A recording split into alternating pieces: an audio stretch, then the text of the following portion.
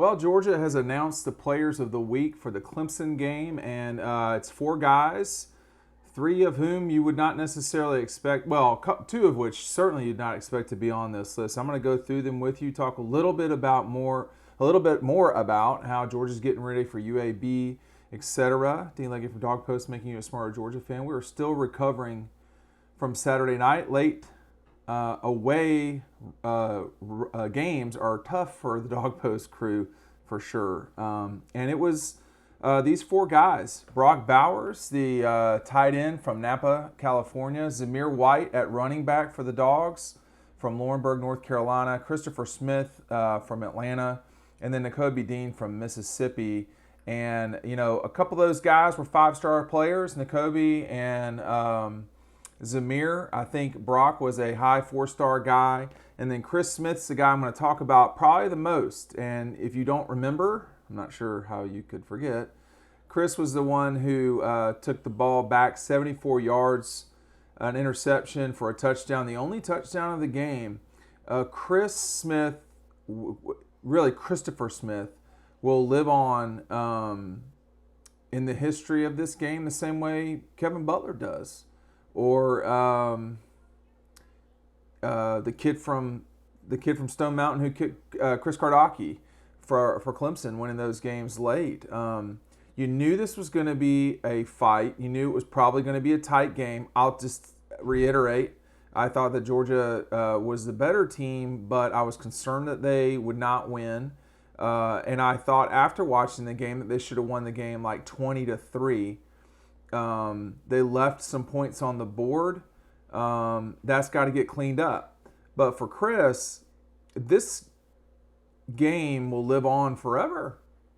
And he could not have had this moment without two things happening. Number one, playing the full time at Georgia that he was eligible for. A lot of guys leave. They're not happy. And staying is not always the right answer. But for Chris Smith, it has been. It did not look like he was going to play a lot when he was younger. But when you look over at the board, you know, Chris is one of the few guys in the secondary that was not a top 300 player. And when you met with him in high school, you knew he was smart and could stick with it, I guess you could say. The play, he baited DJ Uiagalelei into that throw. Georgia was, scaring him half the night for sure. He was rattled, no question. And Chris Smith's play was an exceptional moment in Georgia history. Nakobe Dean, a great night, just was everywhere. If you're a photographer on the field, you see him flash a lot. And he had 2 sacks.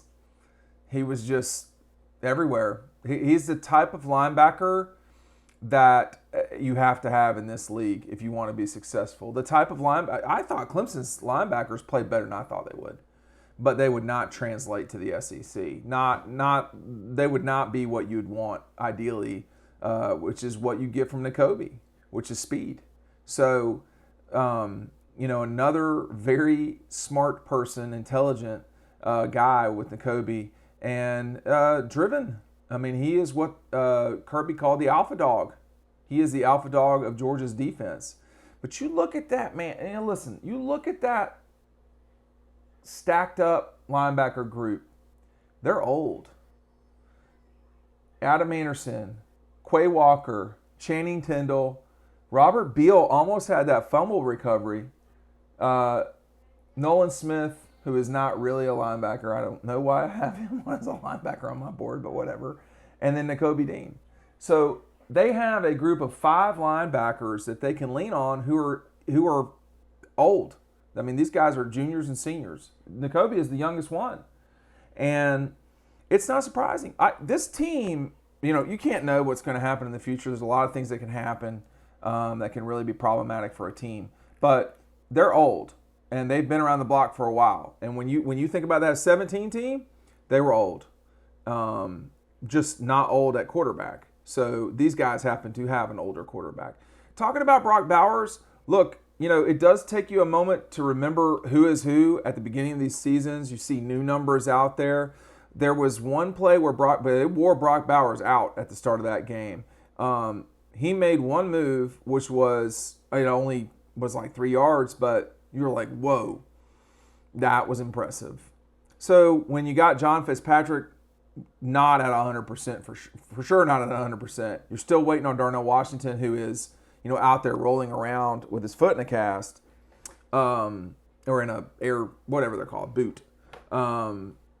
Yeah, they got depth at tight end. Todd Hartley has done, I just don't even know what to say.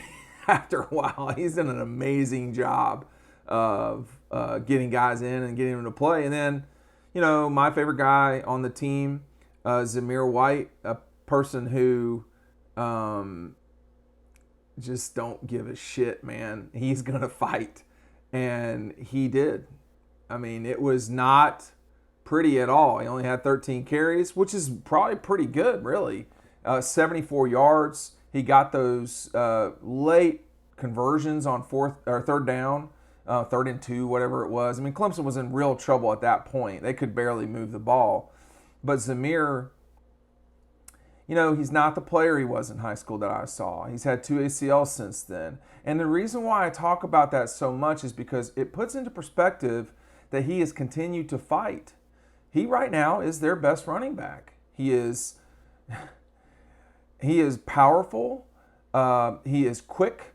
He is not what I would call super fast, but we saw last year he has breakaway ability. He's a grinder. And Zamir, now he had a couple of fumbles. One didn't count. One he landed right on top of. I don't like that. But, he is he is a gifted athlete who has had to fight. He literally has had to fight his way at the beginning of his life to survive, I guess you could say, and just get through life. And then he has moved. He has stayed forward the whole time. I mean, 2 ACLs. JT talked about it. That's tough to deal with and come back from. But Zamir is the type of guy, he just doesn't talk that much at all. And, I just, from my conversations, from the brief time I was with Zamir in North Carolina when he was younger, he's motivated. Tank Bigsby's the same way. This is not just things these guys are saying. What they're telling you is the truth. And they are motivated for a better life. Let's just see what happens with Zamir. He is their steady player right now at running back. We'll see. Del McGee does a good job. We're going to see more of James Cook. I mean, James Cook did not have the type of night I thought he could have for Georgia, specifically against those Clemson linebackers who are very good moving forward and not as good going side to side. Again, though, they did play well. I thought the Clemson linebackers did play well. They are not talked about a lot, actually understandably, but I thought they did play well the other night. But, hey, look, Georgia ran for like 120-ish, 115, and I knew that's going to be enough. Zamir had 74 of them. So he doesn't go backwards. He's an exceptional player. What does it mean that these 4 guys are your players of the game, and it wasn't JT, it wasn't Jordan Davis, which it, in theory could have been, that it wasn't Jack Podnesley? I think you could have, well, it certainly would have been Jack in this case, but I mean, I don't know, y'all. It could have been that, you go with,